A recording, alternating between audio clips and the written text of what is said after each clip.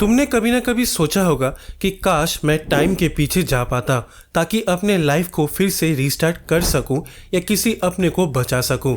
हम सब कभी ना कभी टाइम ट्रैवल के बारे में सोचते हैं और हमेशा ये लगता है कि ये इम्पॉसिबल है और सिर्फ मूवीज़ में ही पॉसिबल हो सकता है।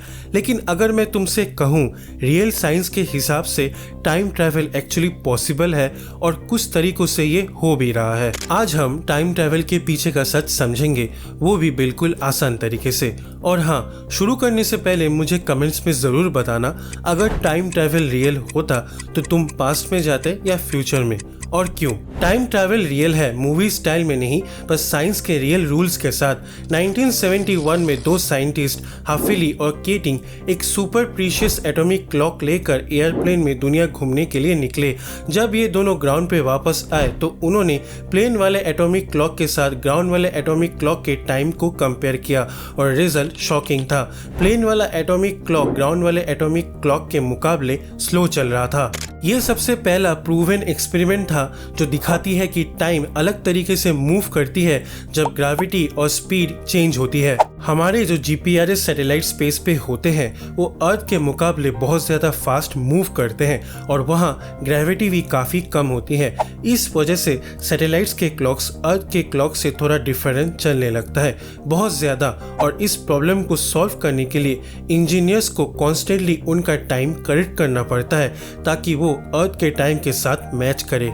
इस प्रोसेस को टाइम डायलेशन कहते हैं और अगर ये ठीक ना किया जाए तो रोज गूगल मैप तुम्हें गलत डिस्टेंस और गलत टाइम दिखाएगा। फ्यूचर में टाइम ट्रैवल बहुत बड़ा रियलिटी बन सकता है क्योंकि इसके ऊपर बहुत पहले से रिसर्च हो रही है। आइंस्टाइन ने भी प्रूफ किया था, the faster you move the slower time passes for you. इसका मतलब जितना फास्ट तुम मूव करोगे उतना ही टाइम तुम्हारे लिए स्लो हो जाएगा। सोचो तुम एक स्पेसशिप में हो जो लाइट स्पीड का 99.999% स्पीड से ट्रैवल कर रही है।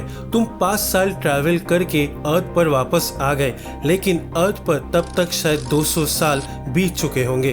तुम्हारे लिए तो सिर्फ 5 साल गुजरे, पर जो लोग अर्थ पर थे उनके लिए पूरे 200 साल क्रॉस हो गए। और इसी को ही टाइम ट्रैवल कहते हैं। इसका साइंस बिल्कुल रियल है, जैसे लाइट के स्पीड से ट्रैवल करना।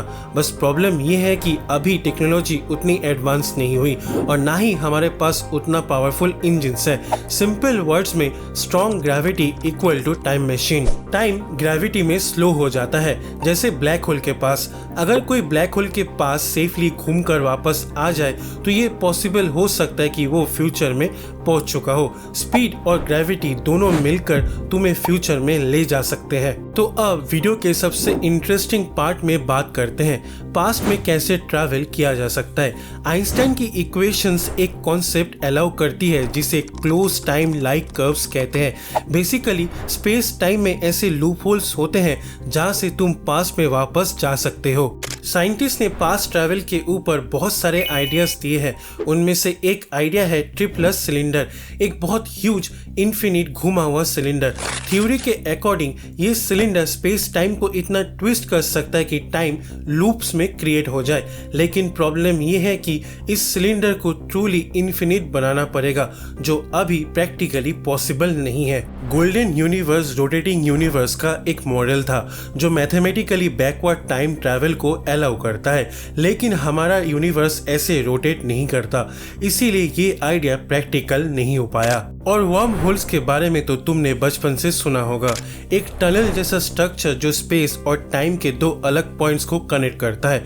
और अगर तुम वर्म होल के एक पॉइंट को हाई स्पीड से मूव करो या स्ट्रॉन्ग ग्रेविटी के पास ले जाओ तो दोनों एंड्स के बीच का टाइम डिफरेंट हो जाता है।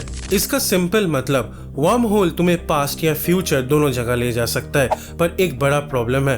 वर्म होल को चलाने के लिए एक चीज का जरूरत होती है जिसे एक्सोटिक मैटर कहते हैं, एक ऐसी नेगेटिव एनर्जी जिसे कंट्रोल करना हमें अभी तक नहीं आता। इसीलिए थ्योरी के लेवल पर तो पास्ट में टाइम ट्रैवल करना पॉसिबल है, पर प्रैक्टिकली हम अभी बहुत दूर है। पैराडॉक्स टाइम ट्रैवल का सबसे बड़ा प्रॉब्लम है और सबसे फेमस पैराडॉक्स है ग्रैंडफादर पैराडॉक्स। इसका सिंपल मतलब है, अगर तुम पास्ट में जाके अपने ग्रैंडफादर को अपने ग्रैंडमदर से मिलने से रोक दो तो तुम कभी पैदा ही नहीं होगे, और अगर तुम कभी पैदा ही नहीं हुए तो तुम पास्ट में टाइम ट्रैवल कैसे करोगे। यही कंफ्यूजन को कहते हैं पैराडॉक्स, जहां लॉजिक कंप्लीटली उल्टा पुल्टा हो जाता है। साइंटिस्ट ने इस प्रॉब्लम का दो पॉसिबल सॉल्यूशंस बताए हैं। Number 1, Novikov principle. इस प्रिंसिपल के अकॉर्डिंग यूनिवर्स तुम्हें कभी अलाउ ही नहीं करेगा पास्ट में जाके किसी चीज को चेंज करने की, और अगर तुम ट्राई भी करोगे तो कुछ न कुछ अननोन फोर्स तुम्हें रोक देगी। इसका मतलब है जो हो चुका है वो फिक्स है। Number 2, multiverse theory.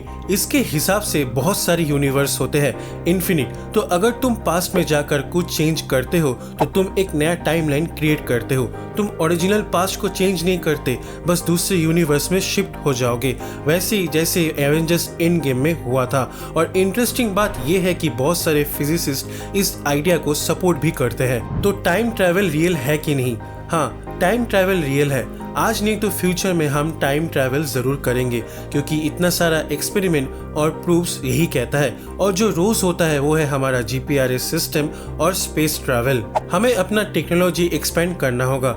ये तो रहा फ्यूचर में ट्रैवल करने की बात, पर पास्ट में ट्रैवल करना जितना मैथमेटिकली पॉसिबल है, पर शायद फिजिक्स के डीपर रूल्स इसे ब्लॉक करते हैं, और अभी तक कोई एक्सपेरिमेंट इसे रियल में प्रूव नहीं कर पाया है।